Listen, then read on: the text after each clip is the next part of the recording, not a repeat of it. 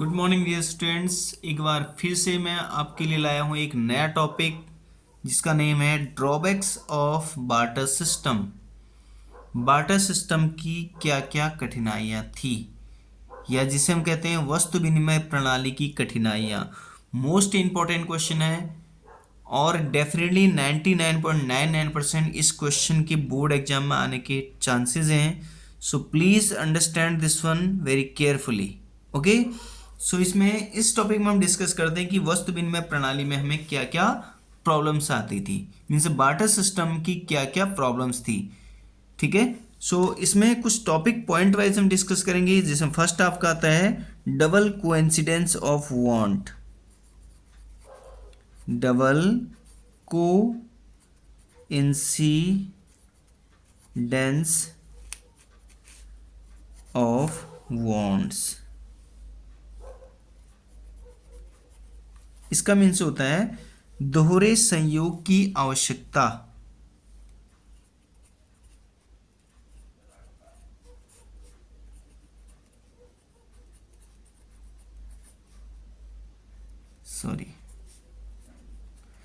संयोग की आवश्यकता।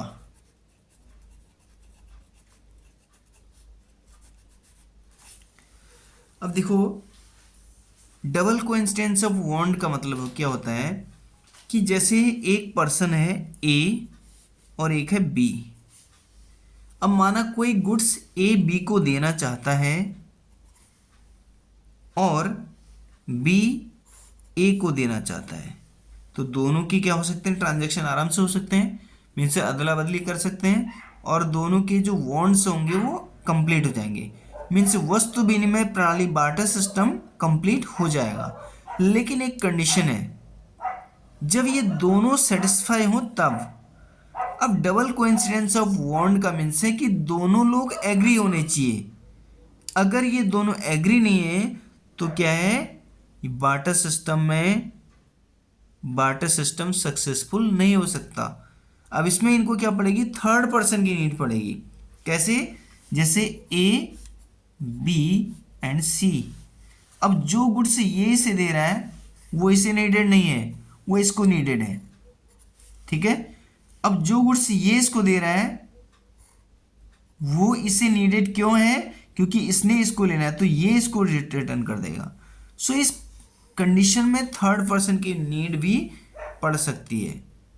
सो अगर ये वाली कंडीशन है, सो दैट्स मीन इसमें डबल कोइंसिडेंस ऑफ वांट की कंडीशन अप्लाई हो रही है। Means double coincidence of want possible है, दोहरे संयोग है। अगर नहीं है तो थर्ड पर्सन की नहीं पड़ेगी, और थर्ड पर्सन में भी इनके सेटिस्फेक्शन मीन्स उसे क्या करना पड़ेगा, पहले सर्च करना पड़ेगा पर्सन सी को।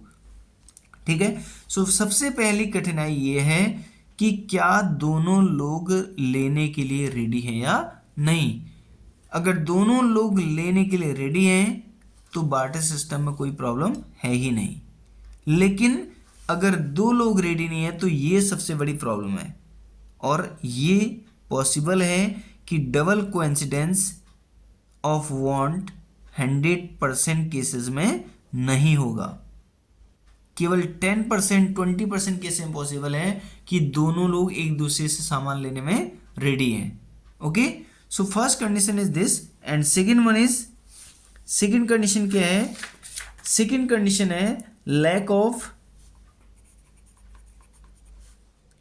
Of future payment, sorry lack of a common unit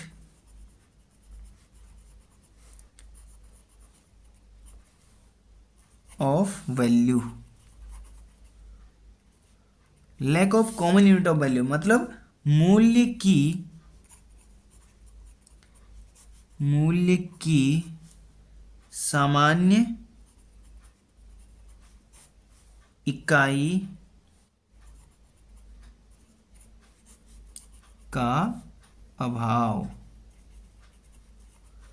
अब देखो इसका मतलब क्या है, मूल्य की सामान्य इकाई का अभाव मतलब हम अगर कोई चीज ले रहे हैं तो उसके मेजरमेंट के लिए, उसको नापने या तोलने के लिए कोई एग्जैक्ट मेजरमेंट नहीं है।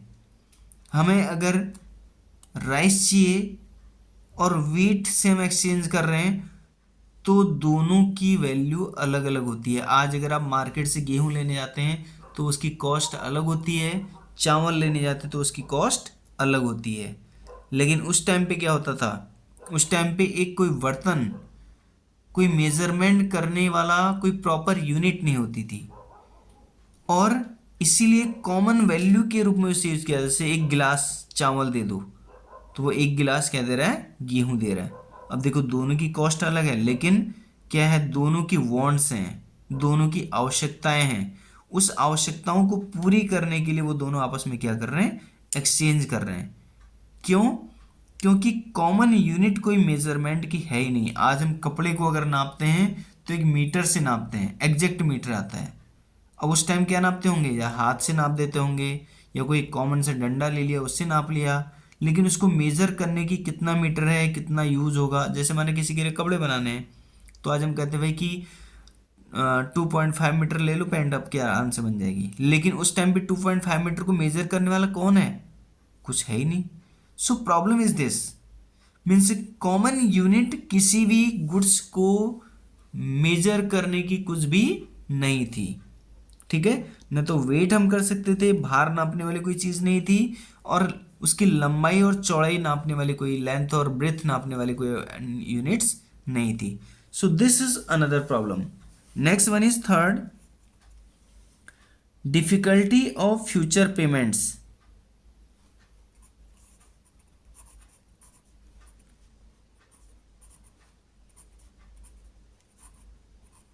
डिफिकल्टी ऑफ फ्यूचर पेमेंट्स, इसका मीन्स होता है भविष्य के भुगतान की कठिनाई।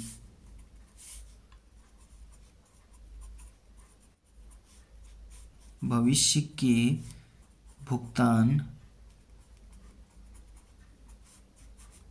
की कठिनाई मतलब क्या है इसका, कि अगर हम आज एक गिलास चावल ले रहे हैं, एक गिलास गेहूं देके, तो ये श्योरिटी नहीं है कि फ्यूचर में वो एक गिलास गेहूं रहेगा। क्यों?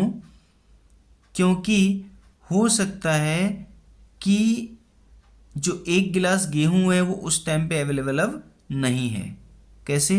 जैसे जब गेहूं का सीजन है तो गेहूं आराम से मिल जाएगा, लेकिन जब गेहूं का सीजन ही नहीं है तो गेहूं मिलना मुश्किल है।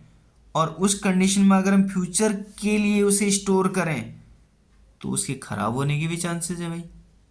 क्योंकि अगर मेरे पास कोई प्रॉपर प्लेस नहीं है उसे मेंटेन रखने का, जब हमारे पास साइंटिफिक रिसर्च नहीं है, आज तो हम बहुत सारे केमिकल यूज़ करते हैं और केमिकल यूज़ करके उसे बहुत लॉन्ग टाइम तक रख लेते हैं, और फ्यूचर में उससे आराम से जो जितना अमाउंट है उतने अमाउंट का मिल जाता है, हो सकता है उससे ज़्यादा का मिल जाए। लेकिन उस टाइम पे स्टोरेज करने की कोई कैपेसिटी नहीं थी। जब स्टोरेज करने की कोई कैपेसिटी हमारे पास नहीं है, कोई शोरूम नहीं है, कोई वेयर हाउस नहीं है, तो इस कंडीशन में हम कैसे उसे स्टोर करेंगे? नहीं कर पाएंगे। जब स्टोर नहीं कर पाएंगे तो कहीं ना कहीं फ्यूचर में जो उसकी पेमेंट होगी वो डिक्रीज हो जाएगी। क्यों? क्योंकि उसकी वैल्यू कम हो जाएगी, और वैल्यू कम होगी तो फ्यूचर में उसकी पेमेंट नहीं हो पाएगी। Okay, next one is fourth drawback, fourth कठिनाई क्या है? Difficulty of store of value.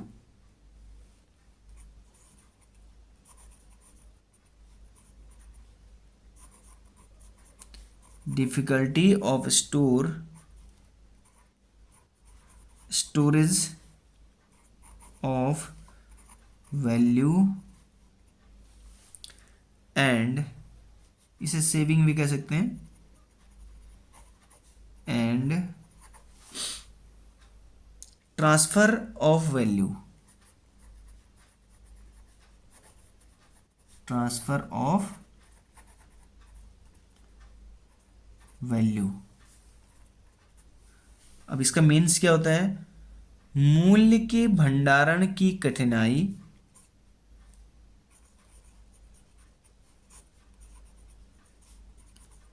भंडारण मीन्स स्टोर करना,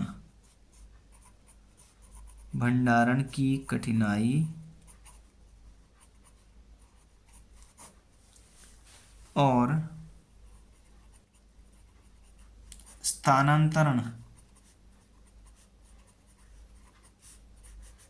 स्थानांतरण मूल्य। अब देखो इसका मतलब क्या है कि अगर हम किसी गुड्स को स्टोर करें तो स्टोर करेंगे कैसे। स्टोर करने के लिए कोई पर्टिकुलर प्लेस नहीं होता था। आज कितने सारे हमारे पास स्टोरेज बफर स्टॉक जनरेट करती है गवर्नमेंट। बफर स्टॉक का मतलब होता है बहुत सारा फूड ग्रेन्स को स्टोर कर लेती है गवर्नमेंट, करती है परचेज करती है, उसके लिए एक प्रॉपर हाउस बनाती है, उसका टेम्परेचर मेंटेन करती है, उसमें टाइप्स ऑफ केमिकल का यूज़ करती है for safety of the grains, for safety of the everything. Different चीज़ों को सेव करने के लिए स्टोरेज रूम बनाती है जिसे हम बफर स्टॉक कहते हैं। ठीक है, फ्यूचर में उसे आराम से सेल किया जा सकता है।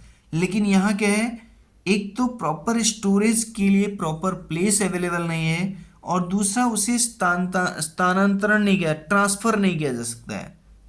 देखो अगर हमने गेहूं रख ली दिल्ली में, अब गेहूं से दिल्ली को लेके आना पड़ेगा, हम ऑनलाइन ट्रांसफर नहीं कर सकते। लेकिन अगर इसी के प्लेस पे मनी को देखें, आज हम क्या कर रहे हैं, मोबाइल से यहाँ से अमेरिका तक पैसे भेज सकते हैं, right. So this is the problem of the barter system. ये सारी प्रॉब्लम्स बार्टर सिस्टम में अवेलेबल थी, ठीक है। एंड इन प्रॉब्लम को फेस करने के बाद ही हमने क्या किया, मनी सिस्टम को यूज करना स्टार्ट किया। Okay, so these are the important drawbacks of the barter system.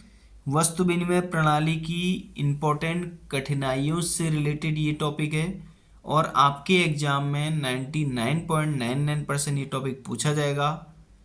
चाहे 1 पॉइंट पूछ ले, चाहे आपसे 4 पॉइंट पूछ ले, या पूरा टॉपिक आपको लॉन्ग आंसर में दे दे, बट क्वेश्चन 100% आपके लिए आएगा। सो प्लीज़ अंडरस्टैंड द टॉपिक। अगर कोई क्वेरी है तो मेरे से आप पूछ सकते हैं। Okay, goodbye, take care and give your best in examination. Thank you.